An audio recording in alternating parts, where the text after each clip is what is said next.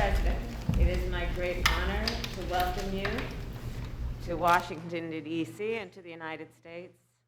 I want to thank you again for the very warm welcome you gave me when we came to Mexico City 5 short months ago. This meeting is a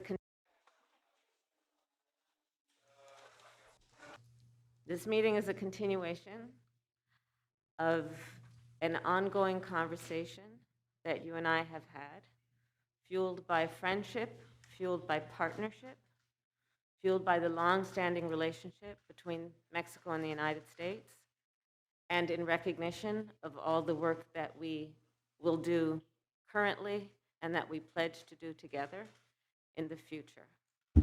Together working on the challenges that we face and also recognizing the opportunities that exist when we work together as countries in North America and as partners in the Western Hemisphere.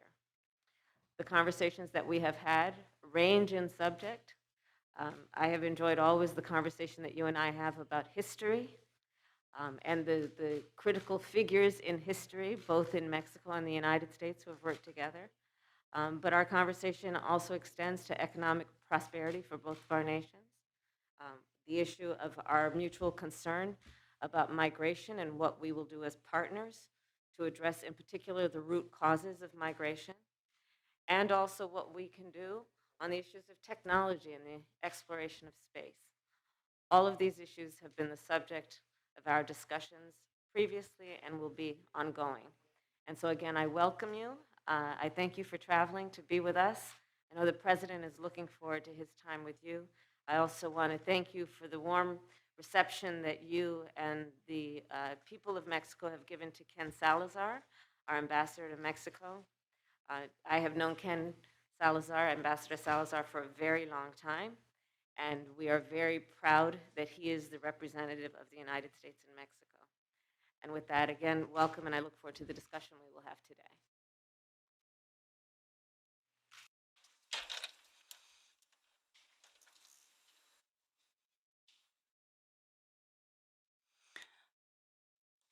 I want to thank you for your kind, warm welcome, Madam Vice President.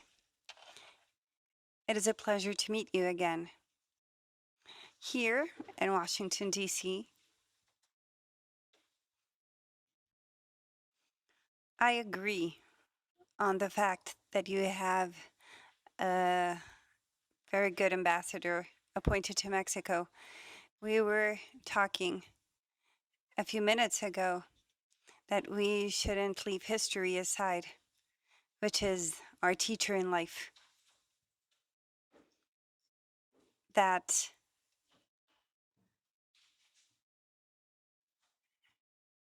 President Roosevelt was here before becoming president. He worked with the Secretary of the Navy, Dalian, and it was a fortunate event for Mexico because time went by. President Roosevelt became the President of the United States, and he appointed Daniel, his former boss, ambassador to the USA and Mexico. And that was a relevant moment because it was President Lázaro Cárdenas' administration, our best president in the 20th century, because the best president in Mexican history is Benito Juárez, from my standpoint. So it was helpful that Ambassador Daniel was the representative of the United States because he was a man of progress who understood why, the why behind President Cárdenas' decisions. And on top of that, President Roosevelt was his friend, which strengthened the relationship in such a way that it is of the utmost importance that the ambassadors appointed to Mexico, that the USA representatives in Mexico are people of trust, such as the current ambassador. And we get along just fine. The relationship is very good. And since your visit to Mexico and we discussed different affairs, we have continued working jointly. The Secretary of Foreign Affairs has dealt with all things related economics or sovereignty, of course, the migratory issue, addressing the causes, which you understand. We have to invest to foster employment and well being in Central America. So people do not find themselves in the need of migrating, and that migration is an option and not something that is enforced, something that is an obligation that they have to leave their hometowns, their families out of necessity or due to violence. Hence, the importance of economic cooperation and investing in Central America, as we will accomplish. We do have information that, as per our conversations, there's already a plan in place set by the US government to assist Central America, which we strongly commend you for. And on top of that, if economic integration is strengthened throughout North America, we will need to organize migratory flow, and several opportunities, job opportunities may will be created to promote growth throughout North America, and so that North America produces what it uses, what it consumes without having to depend on imports. We need to produce and manufacture in North America whatever we need. It is an ideal, and not only for North America,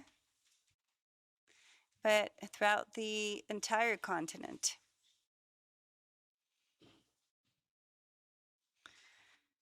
Just as the European Union started out, which became the Economic European Union afterwards, that needs to be our ideal integration throughout the region. And we can leverage from the outstanding advantages that we have, such as this proximity.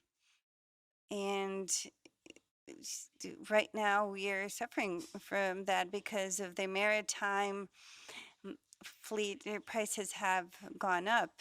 So why don't we take advantage of the proximity, of the closeness between our countries, and the fact that we have our own marketplace? There is high demand in the continent vis-a-vis other regions.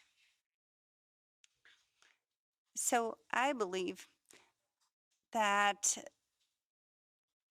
the economic integration of North America in sovereign terms, as well as to have integration throughout the Americas in order to strengthen the region at the economic level. And we will, with all due respect, tell President Biden that we celebrate that he sent a bill to Congress to regulate the migratory status of our immigrants. And hopefully, the congressmen and women of both political parties will help us out with that because it is fair. There are hardworking, honest people who have been living in the US for a while now. I think there's no such better initiative when it comes to the migratory conversation, and we will watch over this process regarding the bill submitted by President Biden, and we highly commend him for it. I've spoken quite a bit now. I'm really glad to be here. Thank you. It is good to see you. I'm looking forward to our conversation. Thank you.